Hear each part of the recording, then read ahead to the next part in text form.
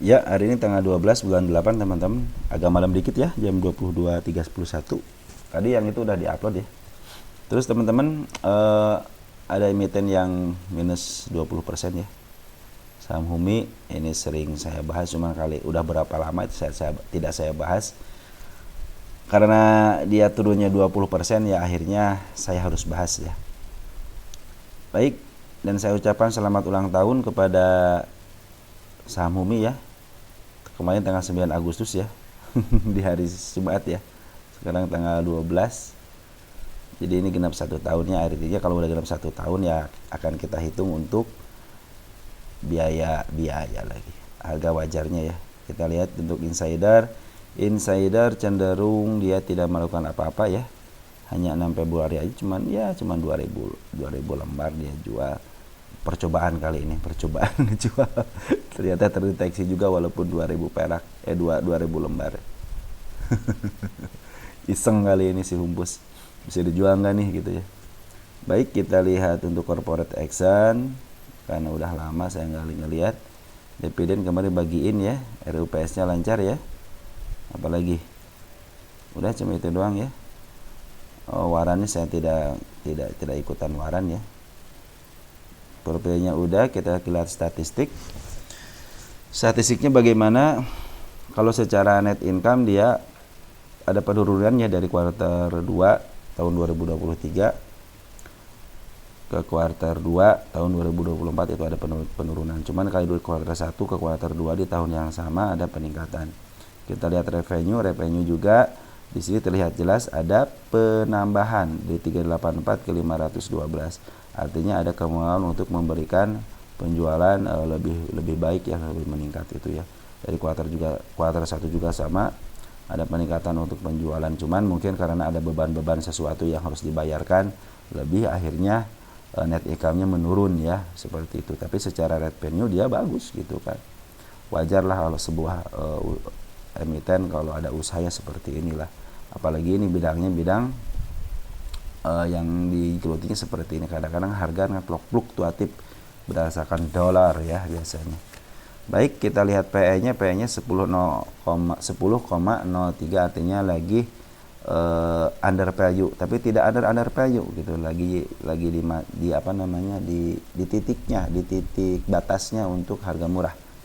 PE-nya tapi untuk rasionya 6,88, artinya kalau berdasarkan anualis bisa mencapai ke 6,88, artinya nanti si sahamnya bisa lebih murah lagi ya,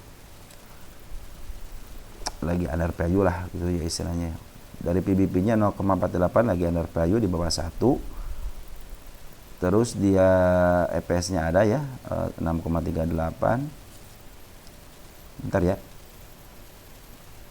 Terus DER-nya 0,53 ya udah mulai agak setengah dari equity-nya. Hutang ROE-nya kurang bagus ya 4,77, harusnya di atas 10.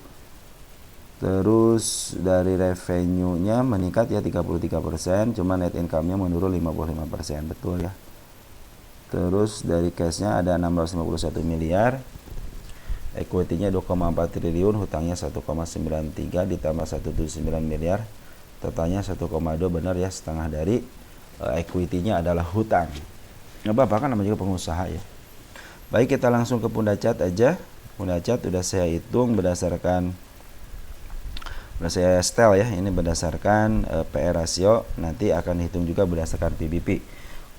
Kalau secara Pundacat ini udah di under value ya, udah sangat murah banget secara Pundacat, tapi kita akan lihat berdasarkan metode perhitungan secara PE rasio.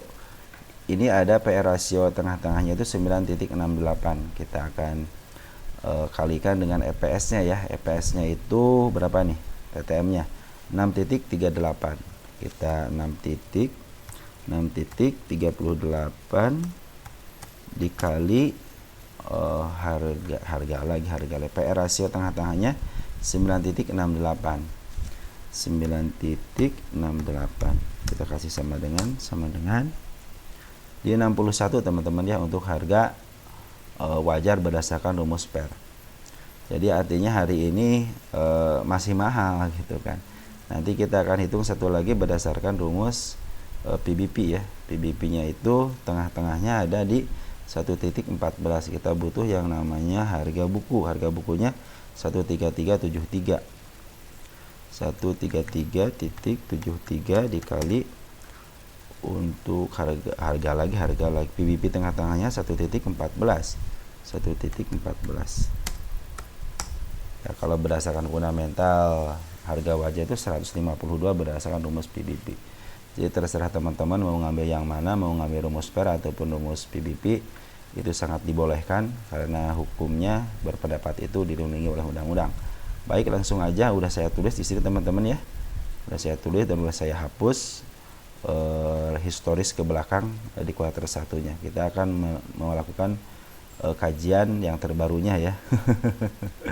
Baik, kenapa katanya saham saham Humi itu turun? Nah, gampang saja, karena si bandar lokal jualan. Kalau nggak jualan nggak turun gitu kan. Ya, emang benar gitu kan nih si KI sama si KIJ. Terutama si YJ, saya kenal di sini itu yang bandarin itu si lokal itu si YJ sama si YB. Si YB-nya cuma belum keluar. Coba lihat di sini. YJ-nya keluar nggak? YB-nya nggak keluar ya. Jadi yang ngeluarin itu si YJ. Kalau si KI saya kurang paham ya. Cuman yang pasti itu si YJ itu adalah bandar di sini. Cuman sebarangnya sama si YB, ingat ya. Nah, terus porennya siapa di sini? Itu porennya si BK sama si CC. Awal-awalnya itu si BK yang menguasai emiten ini untuk kerjasama sama si Y. Cuman terakhirnya setelah ada pembuangan ya di area sini itu ternyata yang ngambil perannya sekarang si CC ya. Si CC Poren KW. Nah, CC udah ngambil ya, sebenarnya bukan ngambil. Si CC itu tadi saya periksa itu dia cenderung jual beli ya. Dia beli 256, jual 231. Ya, dia punya sisa barang, ya ada sisa barang. Jadi ini sebenarnya bukan pungutan tapi sisa barang. Kalau besok dia ngambil baru ada pungutan ya, namanya ada pungutan. Kalau ini sisa barang aja. Terus bagaimana menurut candle nih seperti yang udah saya kasih panah ini teman-teman. Nah, di sini kan gapnya udah tertutup dengan baik berarti ya hari ini ya. Tinggal satu gap lagi di area 53-nya. Kalau menurut saya lebih baik dia ke 53 kan dulu. Kenapa? Toh ini juga yang ngebentuk kan si market maker. Artinya si market maker punya PR. Kalau PR-nya sudah dikerjakan, nanti ke depannya mungkin kenaikannya akan lebih baik lagi gitu kan. Daripada dia naik dulu terus meninggalkan PR. Nanti udah capek-capek di atas, akhirnya harus jualan lagi ke bawah, nanti nge-up lagi ke bawah. Kalau hari ini mumpung belum terlalu tinggi harganya, makanya dia dilongsorkan aja, nggak jadi masalah. Kenapa nggak jadi masalah? Karena si Polen tidak jualan secara signifikan, yang jualan ada si bandar lokal. Ya, si bandar lokal artinya sekarang lagi punya duit nih si YJ ya. Terutama si YJ, mudah-mudahan si YJ besok bisa mengut lagi gitu di harga bawah gitu kan. Karena waktu di sini aja kan dia udah punya duit, di sini punya duit ya, punya barang yang di sini. Jadi kalaupun jual di sini ya masih untung sebenarnya ya. Ini kalau kemungkinan saya sih besok kalau si YJ ngambil lagi akan lebih baik ya. Nah, besok kalau diturunin lagi dia cuman berapa persen? Coba lihat di sini. Dari sini ke sini cuman berapa? 16% ya. 16% itu kalau dia kebawahin artinya masih ada kesempatan untuk tidak kena UMA. Ada kan dia nongkrong di 53, tidak menurunkan lagi, walaupun diturun ke 50 juga dia tidak kena UMA ya, malahan tidak kena suspend mungkin ya, karena emang masih ada jatah. Harusnya kan ini kalau segini sih 40%, 40 bukan 40%, berapa 50 nya berapa, baru 36% ya. Standarnya 30%, sebenarnya 30% standar sih. Ya mudah-mudahan hanya karena UMA aja.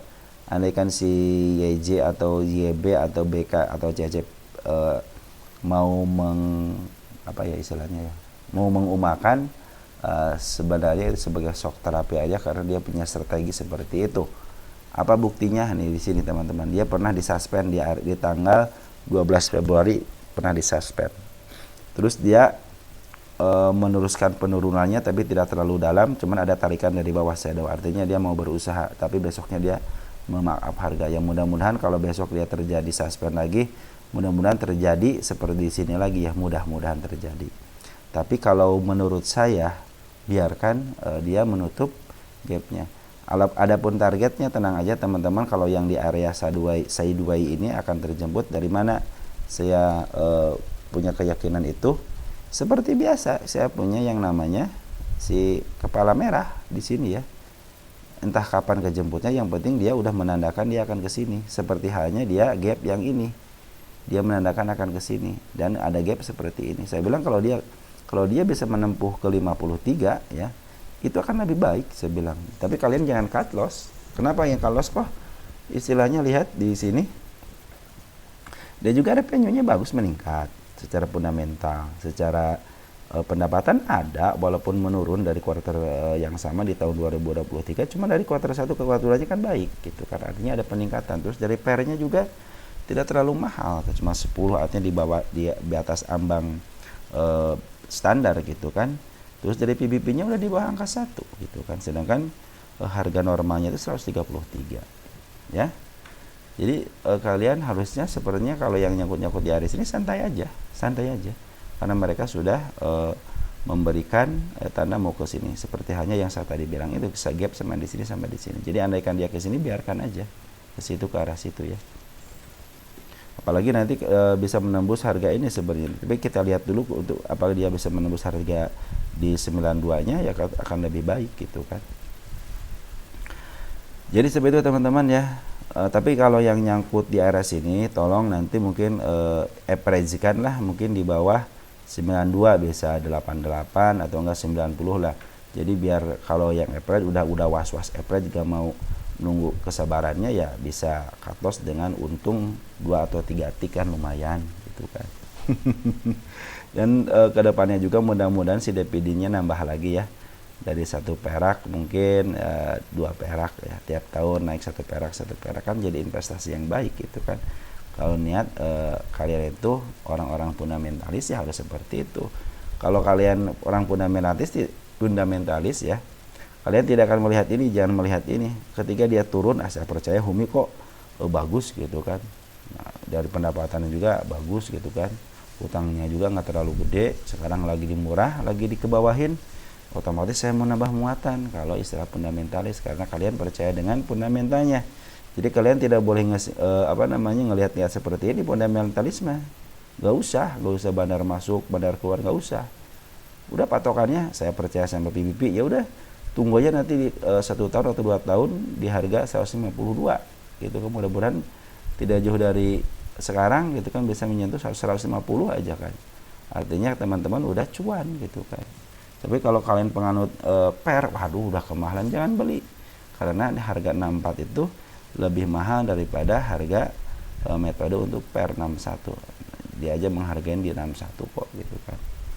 Ya teman-teman seperti itu. Ya mudah-mudahan kalau menurut saya sih ini si YJ kalau ngambil lagi ya, atau enggak si YB yang ngambil, itu akan lebih baik ya. Dan sebiarkan aja kalau dia turun ke bawah, biarkan aja. Teman-teman yang nyangkut jangan cut loss. Karena emiten ini baik kok gitu kan, nggak seburuk yang orang-orang bilang gitu kan.